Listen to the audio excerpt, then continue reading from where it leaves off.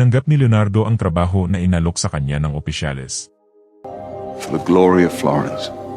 Samantala, habang bumibili ng materyales, nakita naman ni Giacomo si Caterina na pumasok sa isang gusali. Inumpisahan na ni Leonardo ang paggawa ng fresko, inaayos niya ang mga gamit gumawa ng bagong scaffold at inspeksyon ang pader. Hindi matatag parang isang powder, kailangan natin maglagay ng bagong plaster. That will take days. Weeks. Kailangan natin maghanap ng ibang paraan. So we begin our journey together. Samantala sa isang bar, sinabi ng isang lalaki kay Michelangelo, "Narinig niyo ba ang balita kay Leonardo da Vinci? What? Isang fresko, The Hall of 500, pinapipinta sa kanya ang buong pader, 900 square arms, napakalaki.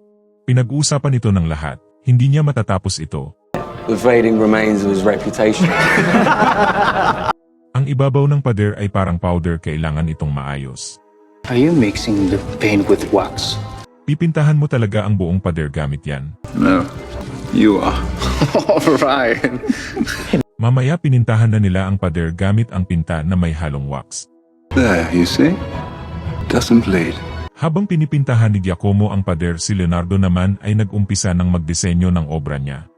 Sa gabi, nahuli ni Caterina si Giacomo habang nasa kwarto niya. Once a thief, always a thief. At least hindi ako nagsisinungaling kung sino ako. What are you talking about? Niloloko mo siya. Nakita kita sa labas, sino ang lalaki na binibisita mo. Who do you think you are? Isang tao na nag-aalala sa kanya, ako ang tao na kasama niya ng ilang taon na. Ako ang sumasangga kapag sinasaktan siya ng iba. Ano ito? Bakit mo ito tinatago?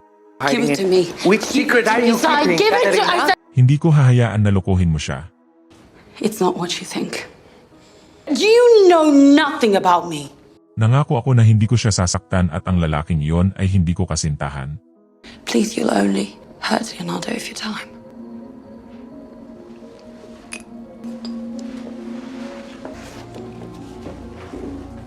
Sa sunod na araw, sina Leonardo ay nagpatuloy sa trabaho nila. Dinikit na nila ang disenyo niya sa pader, pero bigla na lang dumating ang opisyales. Sinabi niya na gagawa din daw ng isang fresko si Michelangelo sa kabilang pader.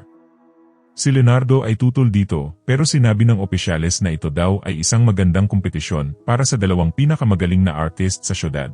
Maniwala ka sa akin, ito ay magiging isang magandang duelo sa pagitan ng dalawang higante at ang Florence din ang panalo sa huli. Not bad, Leonardo. Not bad.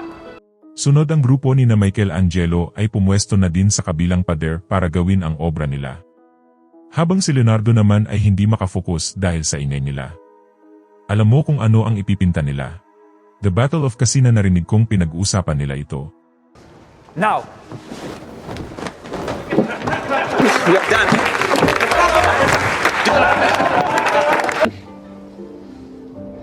Well, that definitely says battle.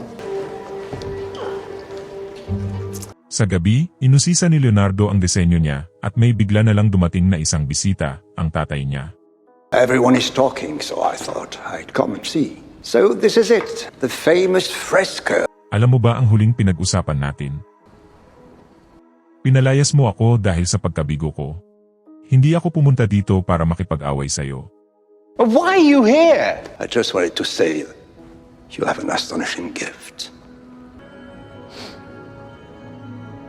Ilang taon ako nung iniwan mo ako. I don't recall. Ako naaalala ko. 5 taon ako. Wala silang pakialam sa akin. Gabi-gabi natutulog ako sa dumi. Nang ilang taon. Meron kang kapangyarihan sa buhay ko, pero walang pagmamahal para baguhin ito. At least you had this chance to admonish me for it.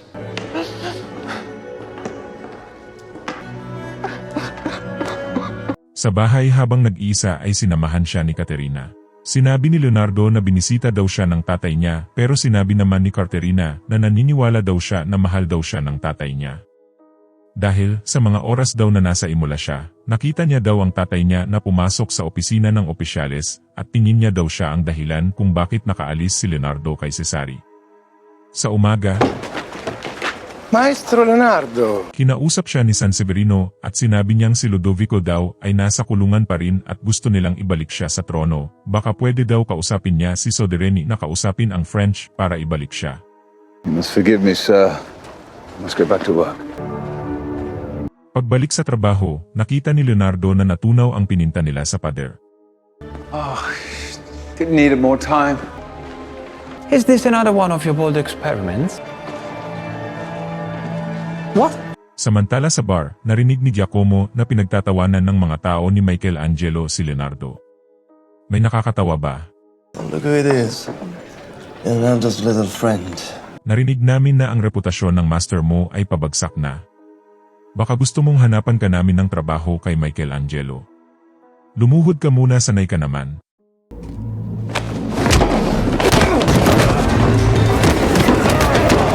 Mamaya, anong nangyari sa'yo? Wala, maliit na away lang. Pero ang mukha mo, kailangan kitang magtrabaho, kailangan kitang puminta, hindi makipagsuntukan. Ano ba ang nasa isip mo? Pinagtatawanan ka nila ng mga tao ni Michelangelo at hindi ko to kayang pakinggan. Hindi ko matiis ang pinagsasabi nila sa'yo. Tumitingin ka pero hindi mo nakikita, ako lamang ang tapat. Hindi mo alam kung anong ginawa ko para sa'yo. Hindi mo alam kung ano ang sinakripisyo ko. Binigay ko ang lahat sa Milan para magawa lang ang masterpiece mo.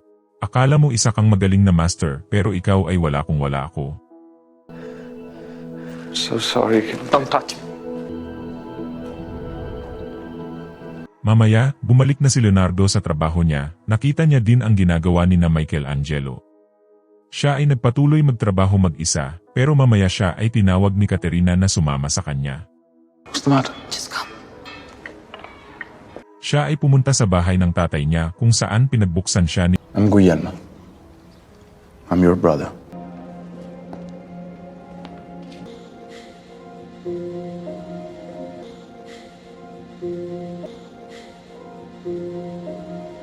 Alam kong binisita ka niya, alam niyang mamamatay na siya, pero gusto ka pa rin niyang makita sa huling pagkakataon. Para sabihin sa'yo kung gaano siya ka-proud sa mga achievement mo. Alam niyang tinrato ka niya ng masama, Leonardo, pero tingin ko pinagsisihan niya ito.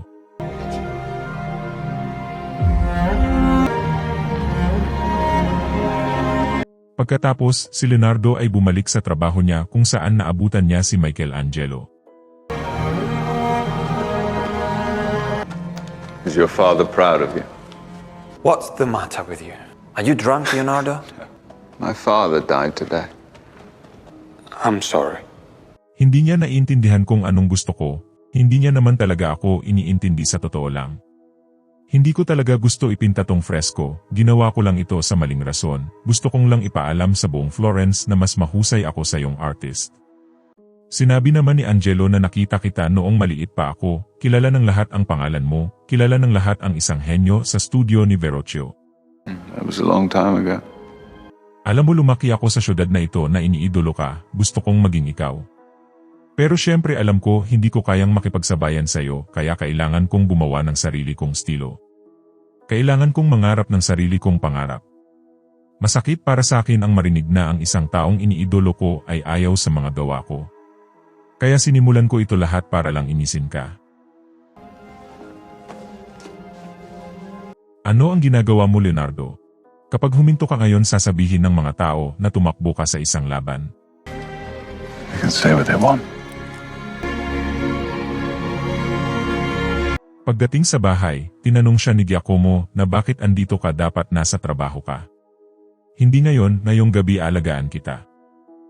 Alam ko ang mga sakripisyong ginawa mo para tulungan ako. Maghahanap ako ng paraan para masuklian lahat ng mga ginawa mo sa akin. Sa umaga, binalita ng opisyales kay Leonardo na umalis na daw sa syudad si Michelangelo at ayaw niya na daw magpatuloy. Pero buti na lang daw ay andito pa si Leonardo pero... I'm resigning also. Sa labas kinausap ulit siya ni San Severino at pinipilit siyang kausapin ang opisyales para palayain si Ludovico. Hindi niya daw pwedeng tanggihan si Ludovico pagkatapos ng mga ginawa niya sa kanya sa Milan. Oo, natatandaan ko ang mukha ng kawawang batang namatay sa mga kamay ko. Walang makukuha si Ludovico sa akin maliban lang sa galit ko. Pagbalik sa bahay, hinanap ni Leonardo si Caterina pero wala siya. Pero... Where did she go? She's keeping a secret from you.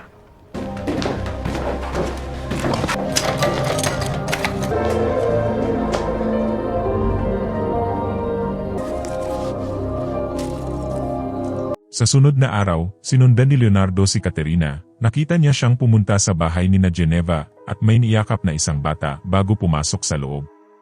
Pagkatapos ng ilang sandali, si Caterina ay lumabas na at inabangan siya ni Leonardo. Tinanong ni Leonardo kung sino daw ang bata at sinabi naman ni Caterina na, He's my son. "Akala ko ba sinabi mo na hindi ka pwedeng magkaanak?" Akala ko din sunod tinanong ni Leonardo kung sino daw ang tatay ng bata pero sinabi ni Caterina na wag niya na daw itanong dahil wala na daw siya. Bakit dito siya nakatira? So that he won't suffer the same hardships I did. Alam mo ba kung ano ang mararamdaman ng bata? Na binigay siya ng nanay niya sa iba. You don't know poverty like I do, Leonardo. Pero alam ko kung paano inabandona at pinagtaksilan. Hindi ko pinagtaksilan ang anak ko, mabibigyan siya ni Geneva ng mas magandang buhay. So can I. Hindi ko hahayaan na isa na namang bata ang mawawala ng nanay lalo na sa iyo. We can reason together. Alam mong walang nang mas importante sa iyo kundi ang trabaho. Please kung bibigyan mo lang ako ng tsansa. Give me a chance. Sunod nagkita ulit si Leonardo at Geneva at pinakilala na sa kanya ni Caterina ang anak niya na si Francesco. Mamaya, lumipat na sila sa bahay ni Leonardo at sila ay masaya. Sa gabi habang si Caterina ay naghahanda ng pagkain, pinag-aralan naman ni Leonardo ang anatomy ng tao at tinuruan niya din si Francesco. Your arm and your chest, you see. Mamaya, sinabi ni Caterina kay Leonardo na takot daw siyang masaktan ulit kaya sinekreto niya ang tungkol sa bata.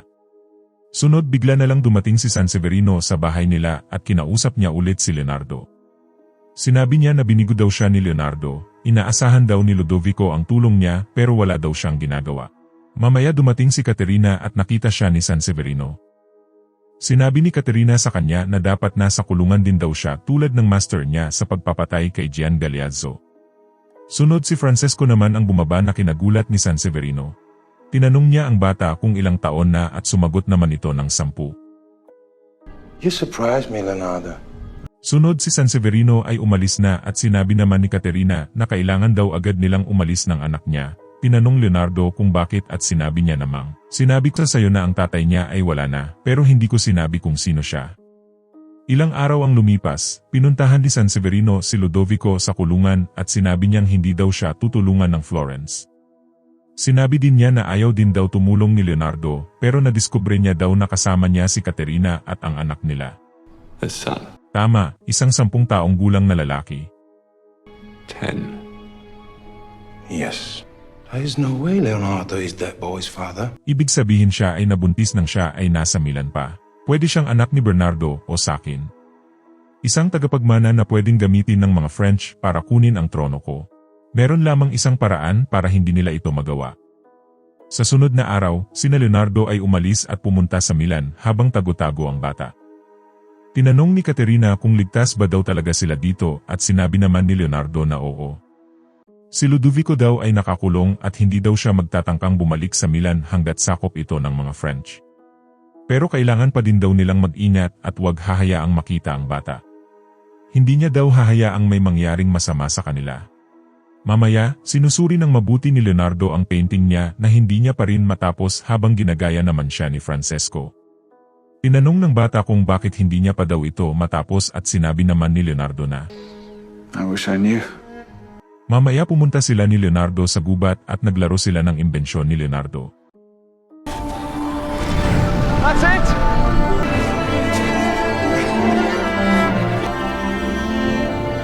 Pagbalik sa bahay, pinagalitan siya ni Caterina dahil akala niya daw ay nag-ingat sila. Sinabi niya na noong mga oras daw na sumiping siya kay Ludovico ay pakiramdam niya na wala siyang choice. Pakiramdam niya daw ay wala lang siya sa buong buhay niya.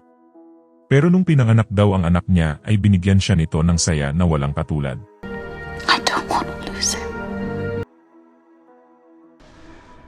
Sila ay magkasamang natulog at sa umaga, iginuhit ni Leonardo si Caterina na walang suot na damit.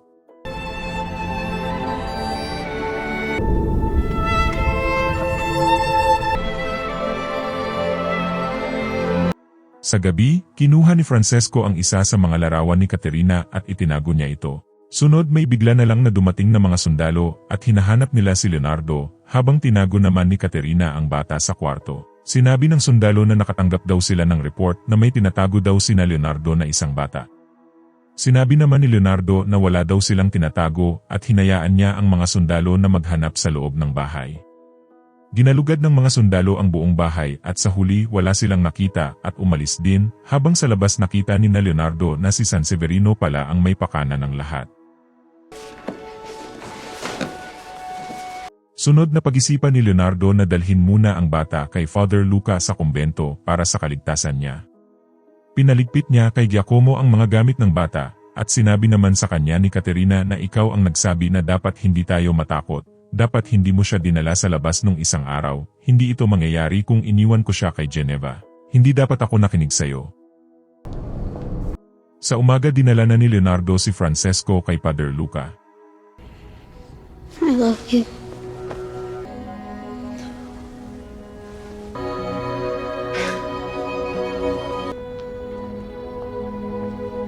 Sa gabi, naabutan ni Leonardo na nasusunog ang mga painting niya ni Caterina. Habang dumating naman si Bernardo at tinanong niya siya kung bakit daw sinusunog niya ang mga painting niya. Sinabi naman ni Leonardo na hindi daw siya ang may gawa nito kundi si Caterina. Nag-away daw sila. Sinabi ni Bernardo na nakatanggap daw siya ng isang sulat mula kay Caterina at kung pwede niya daw siyang makausap pero bigla na lang lumabas si Caterina na parang nahihilo at natumba. Nilapitan siya ni Bernardo at tinanong niya kung anong problema. Lumapit din si Giacomo at sinabi niyang nilason daw siya. Sinabihan ni Bernardo si Leonardo na tulungan siya at bigyan daw siya ng gamot pero siya ay nakatingin lang at walang ginawa.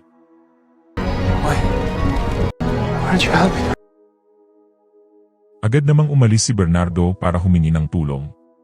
Pagkatapos ng ilang sandali si Leonardo ay inaresto sa paglason kay Caterina. Tinanong siya ng investigador na si Giraldi kung siya daw ba talaga ang pumatay kay Caterina at inamin naman ito ni Leonardo. Pero, ang investigador ay hindi naniniwala sa kanya at duda siya sa mga sinasabi ni Leonardo. Sa sunod na mga araw binisita siya ni Giacomo sa kulungan at sinabi niya sa kanya na bibitay na daw siya ngayong araw. Sinabi niya din kay Leonardo, I'm nothing without you. But you are. You're an artist. Mamaya dinasalan na siya ng pari at kinuha na siya ng mga sundalo. Dinala nila si Leonardo sa scaffold para bitayin. Binasahan siya ng sundalo ng hatol sa kanya na kamatayan habang nanonood naman sa tabi si Sanseverino. Mamaya, hinila na nila ang lubid at si Leonardo ay umangat. Pero, Release him! He's innocent! bigla na lang dumating si Giraldi at pinahinto niya ang pagbibitay. Sinabi niya na inosente daw si Leonardo. What's the meaning of this? Hawak ko sa mga kamay ko ang pruweba na inosente si Leonardo da Vinci. Sinabi ni Bernardo na nakita niya daw ang kamatayan ni Caterina. But not her poisoning. Ibinunyag niya na si Sanseverino daw talaga ang pumatay kay Caterina sa utos ni Ludovico. That is a lie. Tinanong siya kung ano ang ebidensya niya, at pinakita niya naman ang isang sulat na isinulat daw ni Caterina noon na nagsasabi na nilason daw ni Sanseverino at ni Ludovico ang pamangkin niya na si Gian Galeazzo, at pinatay din daw nila si Caterina para mapigilan siya na hindi masabi ang katotohanan. This is ridiculous. Hang him! Arrest him!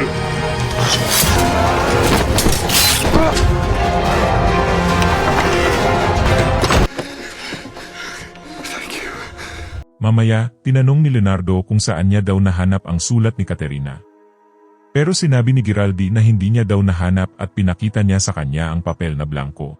Alam daw ni Sanseverino na nilason niya si Gian Galeazzo at yun daw ang mahalaga. Gian Galeazzo and Caterina, you mean? Hindi siya lumason ikaw. Perhaps you should make up your mind. Hindi ka pa malaya Leonardo, hindi pa.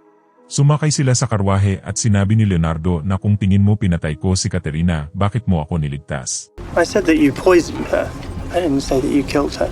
Alam mo na isa lang ang paraan para iligtas ang bata at yun ay mawala siya, at kailangan din ni Caterina mamatay para walang makahanap sa kanya.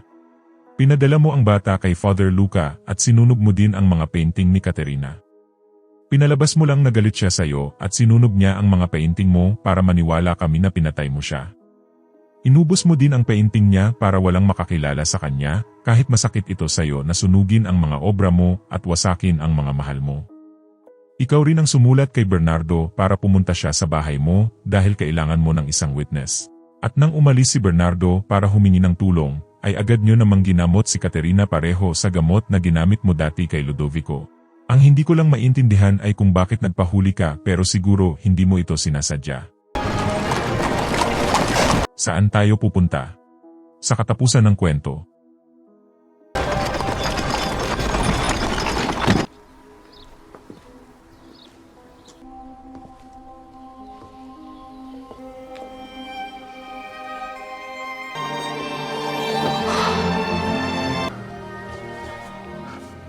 All those beautiful drawings you destroyed. I did what I had to do.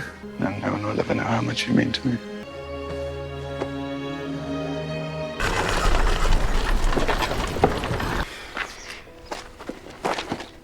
You have been and always will be love. Goodbye, my love. Goodbye.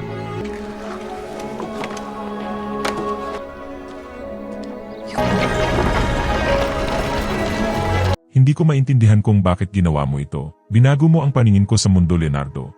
At gusto ko rin makita na matapos mo ang painting mo. Ang babaeng may misteryosong ngiti.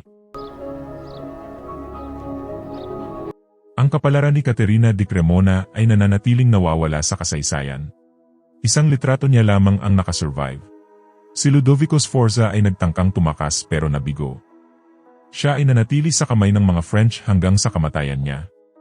Samantala, binuhos naman ni Leonardo ang buong buhay niya para lang maperpekto ang Mona Lisa at ang misteryoso nitong ngiti. Ito ang pinakasikat na painting sa buong mundo.